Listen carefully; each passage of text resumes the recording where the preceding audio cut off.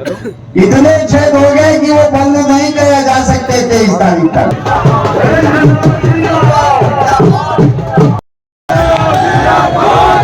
श्री सत्ता महाराज जी जिंदाबाद जिंदाबाद जिंदाबाद जिंदाबाद मैं जिंदाबाद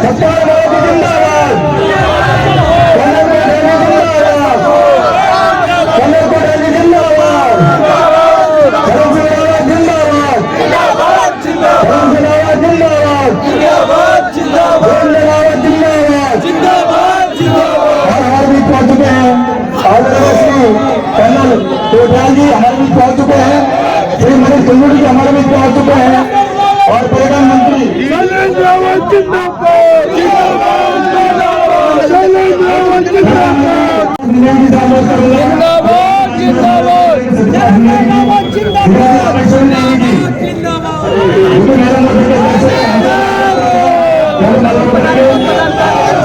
अशोक कुमार जी, हरपाल सिंह जी हमारे पटवा जी यहाँ पर आएंगे और श्रीमान प्रदीप कमूनी जी पूर्व सैनिक प्रदेश के जिला संयोजक है, जिनके नेतृत्व में आज ये उत्तराखंड की हमारी संस्कृति है, सबसे पहले मातृशक्ति है इस देश के क्या रहे थे। मैं देख रहा था सारे फौजी हैं, जो नहीं है उनका कोई ना कोई रिश्ता फौजियों से है। महिलाएं जो हैं वो सारी बिल्कुल परफेक्ट उस वाले परिवार से हैं जो कि बलिदान देने की कहानियां जानती हैं। पता है हम लोग ना समाज के लोग हैं और हम ही लोगों में से निकलते हैं लोग जो कि इस देश के अलग अलग विभागों में जाकर के हमारे देश की तरक्की के लिए अपनी जिसे बोलते हैं राष्ट्रवाद की भागीदारी है। खाली उसी ऑर्गेनाइजेशन में एक छोटे बच्चे को भर्ती करा जाता है, कुल 17 साल के बच्चे को। उस उम्र में 17 साल की उम्र में जब उसको ना कुछ जानकारी नहीं होती, हमें वोट देने का अधिकार, सरकार बनाने का अधिकार भी 18 साल से शुरू होता है। उस बच्चे को वो सबसे बड़ी जिम्मेदारी में भेजते हैं ट्रेनिंग करके, जिसे बोलते हैं देश की रक्षा। उस संस्था का नाम है इंडियन आर्मी। और आज शायद यहाँ पे ना बहुत सारे इंडियन आर्मी के बैठे और बहुत सारे उनके जुड़े हुए लोग हैं। पता 17 साल की उम्र, कुल 17 साल में गए फौज में, लैंसडाउन में ट्रेनिंग करी, विभिन्न प्रकार के आपको एक्सपोजर दिया जाता है ना। हमारी हर चीज जो सिखाई जाती है, चाहे हमारा धर्म हो, चाहे मंदिर हो, मंदिर को भी मंदिर परेड बोलते हैं, चाहे हमारी सुबह 4 बजे से लेके नाइट आउट होती है रात को, उसकी बीच की प्रक्रिया हो, चाहे हम छुट्टी जाते हैं तो छुट्टी में जो मूवमेंट ऑर्डर में लिखा होता है क्या करना है कि नहीं करना है, उस सबके पीछे ना एक ही कहानी होती है, हमारे दिमाग को बंदी करना। हमारे दिमाग को शरीर से ज्यादा उस चीज के लिए तैयार करना कि जब वो वक्त आएगा कि सामने से गोली चलेगी तो वो ये तो बड़ा क्लियर है कि 3 लोग जब पाकिस्तान से युद्ध करने जाएंगे 2 मारे जाएंगे, एक ही बचेगा, ये हमको पता है। उसके बावजूद जाना है, रुकना नहीं है। अपने गोली लगे, अपने साथ वाले के लगे। मैं और शैलेंद्र भाई हो सकता है एक ही कमरे में 10 साल से रह रहे हो, 4 गढ़वाल की अल्फा कंपनी की पहली सेक्शन में, लेकिन अगर शैलेंद्र भाई को भी गोली लग गई ना तो मेरे को विचलित नहीं होना है कि मेरे भाई को गोली लग गई है, क्योंकि देश का सवाल है, हमें उसके लिए आगे बढ़ना है। वो वाली भाषा हमारे अंदर भरी जाती है। मंदिर की गाथा देखो, मंदिर में तो प्रणाम करने जाते हैं, मंदिर में कैसे होती है कार्रवाई शुरू। कई बार क्या होता है, ये वाला मौका मेरे को नहीं लगता है कि दोबारा आएगा, और वो भी कोटद्वार जैसी जगह में। अगर कोटद्वार जैसी जगह में ये मौका हमें लाना है तो हम फौजियों को आखिरी के 3-4 दिन उठना है। सड़क पे कोई जरूरत नहीं है जहन की, लेकिन साथ वालों को समझाना है कि ये चुनाव क्यों हमारे लिए जरूरी है। शैलेंद्र भाई का ये चुनाव क्यों हमारे लिए जरूरी है, क्योंकि ये शैलेंद्र भाई तो ठीक है लेकिन ये हमारे लिए होगा। शायद ये अगर हो गया ना तो ये उदाहरण एग्जाम्पल बनेगा पूरे उत्तराखंड में, कहीं ना कहीं हर किसी को फॉलो करने का। बस इतना ही बोलने आया था। बहुत बहुत धन्यवाद। जय हिंद।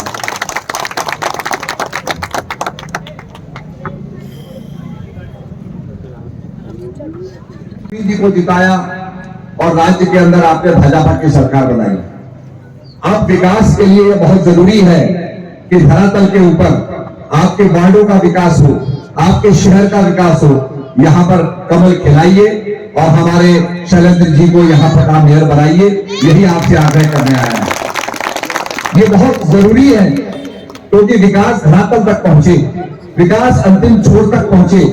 पंडित दीनदयाल उपाध्याय कहते थे कि अंतिम छोर पर जो व्यक्ति रहता है, जब उसका विकास होगा तब सही मायने में विकास होगा। तो जब हमारे वार्डों का विकास होगा, हमारी गलियों का विकास होगा, हमारे नगर का विकास होगा, हमारे शहर के अंदर सीवेज लाइन आएगी, अंडरग्राउंड इलेक्ट्रिसिटी होगी, तब जाके सही मायने में हमारा विकास होगा। और मैं एक और सौगात देना चाहता हूं, बड़ी खुशखबरी है कि 6 करोड़ की लागत से गुमखाल से नेशनल हाईवे बन रहा है आपके सतपुली तक। और जब ये नेशनल हाईवे आपका कोटद्वार से लेकर आगे सतपुली तक बनेगा, उसके बाद आगे भी बनेगा, तो ये नेशनल हाईवे पे हम चाहेंगे कि जो यात्रा हमारी हरिद्वार से और ऋषिकेश से शुरू होती है, वो यात्रा 4 धाम जाने के बाद जब लौटे तो हमारे पौड़ी से, हमारे सतपुली से, हमारे कोटद्वार से होते हुए लौटे। इससे हमारा पर्यटक लैंसडाउन जाएगा, हमारा पर्यटक जिम कॉर्बेट जाएगा। आपको पता है जिम कॉर्बेट तो दुगड्डा कॉन्स्टिट्यूंसी में आता है, दुगड्डा ब्लॉक में आता है। तो कहने का मतलब यह है कि हमारा विकास तेजी से हो। हमारे जो होम स्टे जगह जगह बने, अभी मैं आ रहा था, मैंने देखा सब जगह होम स्टे बनते जा रहे हैं। पर्वत से निकलनी चाहिए, इस भावर से कोई गंगा निकलनी चाहिए। मेरे सीने में ना सही तो मेरे सीने में ही सही, कहीं भी आग लेकर आग जलनी चाहिए। हंगामा करना मेरा मकसद नहीं, मेरी ये कोशिश है, ये सूरत बदलनी चाहिए। आइए शैलेंद्र जी को जिताएं और सूरत को बदले। धन्यवाद। भारत माता की। और ये तो हमारे श्री सतपाल महाराज जी जिन्होंने अपने आशीर्वचन दिए। और अब हमारे मेयर प्रत्याशी श्री सुरेंद्र सिंह रावत जिंदाबाद, जिंदाबाद। तो अब आगे जो विजन है श्री सुरेंद्र सिंह रावत जी को आपके सामने रखेंगे हमारे मेयर प्रत्याशी श्री शैलेंद्र सिंह रावत जी। जिंदाबाद जिंदाबाद जिंदाबाद जिंदाबाद जिंदाबाद जिंदाबाद जिंदाबाद। Bharatiya Janata party, Bharatiya Janata party, Bharatiya Janata party. हमारे बीच में उपस्थित इस प्रदेश के यशस्वी कैबिनेट मंत्री और लगातार चौबटा खाल से विधायक, धन्यवाद करूंगा कर्नल अजय कोटियाल साहब।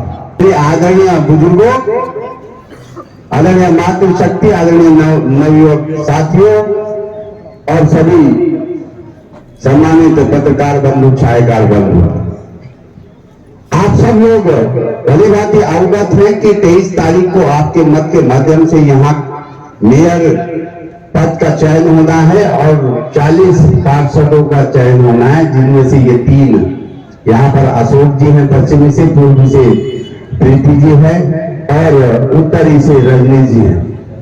और इस नगर निगम के मेयर के प्रत्याशी के रूप में भारतीय जनता पार्टी ने मुझे यहाँ पर कमल का फूल देकर आपके बीच में भेजा है। मैं पार्टी का बहुत हृदय से आभार व्यक्त करते हुए धन्यवाद करूंगा। मैं ज्यादा आपके सामने अपना परिचय रखना उचित नहीं, भी आशीर्वाद दिया। मेरी इस भली भांति कार्यशैली भी आपने देखी। मुझे इतना ही आपके बीच में कहना है कि अगर आपकी कसौटी पर मैं कसकर खरा उतरता हूं तो मेरा अधिकार है आपसे वोट मांगने का। मेरा विशेष अधिकार है भावर की जनता से वोट मांगने का।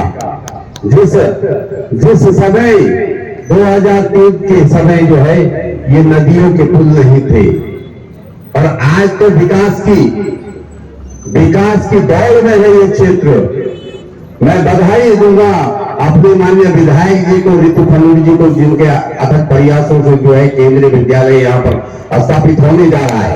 मैं बधाई दूंगा मोदी जी के पीढ़िया, यहाँ के आपको भी बधाई दूंगा कि आपने ऐसे सांसद का यहाँ पर आशीर्वाद देकर जो है मोदी जी को सहयोग देने के लिए भेजा है, उनके पीढ़िया माननीय सांसद अनिल बलूनी जी को, क्योंकि उन्हीं के आशीर्वाद से यहाँ जो है केंद्रीय विद्यालय भारत सरकार के अधीन आता है। तो इसलिए भारतीय जनता पार्टी की राज्य की सरकार थी, केंद्र की सरकार भारतीय जनता पार्टी की थी, कहीं ना कहीं निराशा का भाव रहा आम जनमानस के अंदर कि निगम के माध्यम से कोई धरातल पर विकास नहीं हुआ। एक विकास व्यवस्था के अनुसार जो है राज्य सरकार से और केंद्र सरकार से आता है, वो तो आता ही रहेगा। कोई भी उस कुर्सी पर बैठेगा मेयर की, चाहे किसी दल का बैठे, वो तो व्यवस्था के तहत आएगा। लेकिन दूसरा पक्ष जो देखने में आना चाहिए था वो नहीं आया। उनकी कुशल कार्यशैली न होने के कारण से, उनका जो है सरकार से सामंजस्य न बैठने से, वो जो दूसरा पक्ष था वो बहुत निराशाजनक था, बहुत कमजोर था, जिसको सरकार के माध्यम से विकास को धरातल पर उतारना था। अतिरिक्त बजट लाना था शहरी विकास मंत्रालय से और इस प्रदेश के मुख्यमंत्री जी से। वो निराशाजनक पक्ष था भागवत क्षेत्र की जनता का। लेकिन मैं आप लोगों से अनुरोध करने आया हूं कि अब भारतीय जनता पार्टी की सरकार केंद्र में भी है और राज्य में भी है। अब तीसरी सरकार निगम की बना दीजिए। मैं आपको विश्वास दिलाता हूं कि जो निगम के अधिकार क्षेत्र में कार्य होंगे, निश्चित रूप से 100% जो है धरातल पर उतार के दिखाएंगे। शैलेंद्र रावत जिंदाबाद,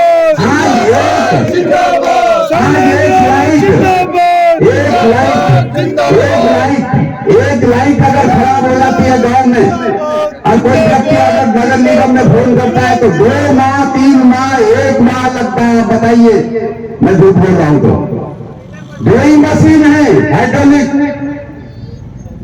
और सरकार भी जब भी किया, आप यहां से आशीर्वाद देने जा रहे हैं। मैं आपको धन्यवाद देना चाहता हूं। जिस तरीके से उत्साह और जिस तरीके से आम जनमानस के अंदर जरूर है कि भारतीय जनता पार्टी की तीसरी सरकार बनाकर यहां पर विकास को अमली जामा बनाना है। मैं कह रहा हूं आपसे, आपको विश्वास दिलाता हूं कि मैं जिस दिन से कार्यभार हम आपके आशीर्वाद से संभालेंगे तो निश्चित रूप से अगले दिन से जो है कार्यों की एक तरफ से जो है प्रयास करेंगे करने का। बहुत सी चीजें हैं बाजार में, आप जानते हो, जाते हैं तो भय रहता है सांडों का, हमारा पशुओं का, कि कब वो जो है आप पर सींग मार दे। आपको सब्जी मंडी पूरे बाजार में लगी हुई है। शर्म की बात है कोटद्वार शहर के लिए। कई सब्जी मंडी स्थापित नहीं है, कोई स्थान नहीं है। निगम के द्वारा जो है पंचिंग ग्राउंड नहीं है। आपका टैक्सी स्टैंड शहर में नहीं है। कभी इस गली में कभी उस गली में रहते हैं टैक्सी वाले बेरोजगार भाई। कभी उन पर डंडा पड़ता है पुलिस का, तो कभी चालान का डंडा पड़ता है। ऑटो वालों का स्टैंड नहीं है, उन पर भी पुलिस की प्रताड़ना पड़ती है, कभी चालान के माध्यम से, कभी डंडे के माध्यम से। किसने करना था? 5 सालों इसी स्थिति में कि कांग्रेस के प्रत्याशी लगा। आप मेयर थे, जनता ने जो करना था आपको आशीर्वाद देकर बैठा दिया था मेयर की कुर्सी में। क्यों नहीं हुआ कांग्रेस की सरकार के समय, जो निगम की सरकार थी? बड़ा शर्मनाक विषय है। लेकिन मैं आपको विश्वास दिलाता हूं कि जितनी भी समस्याएं होंगी, बहुत ताकत से मैं कह रहा हूं कि फिर दोबारा कह रहा हूं कि आप कसौटी में कसिए, और अगर मैं खड़ा नहीं उतरता तो आप निर्णय कर लेना। तो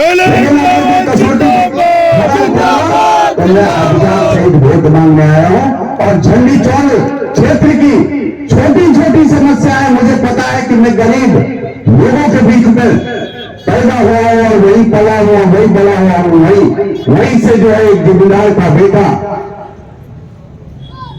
परिवार से आया हूं, और वहीं से आपके आशीर्वाद से ब्लॉक करूंगी, बनाऊं, विधायक भी बनाऊं। कुछ नहीं है, कुछ नहीं है और कुछ नहीं है। इतने छेद हो गए कि वो बंद नहीं किया जा सकते 23 तारीख तक। मैं जो छेद से जो पानी भरता है तो उसे चूहे में भाग जाते हैं। तो आपका ये चिंतन मनन होना चाहिए कि हम जब जो व्यक्ति जीत रहा है, जो दल जीत रहा है, भारतीय जनता पार्टी जीत रही है, जीत को 10 वोट से भी होती है, और जब जीत रही है तो उसको अच्छी तरह जिता देना चाहिए। मेरी आशा अपेक्षा आपसे यही है। आप सब लोगों का बहुत बहुत धन्यवाद, बहुत बहुत आपको आपका आभार, बहुत बहुत सबको बहुत सादर सलाम। धन्यवाद हमारे प्रत्याशी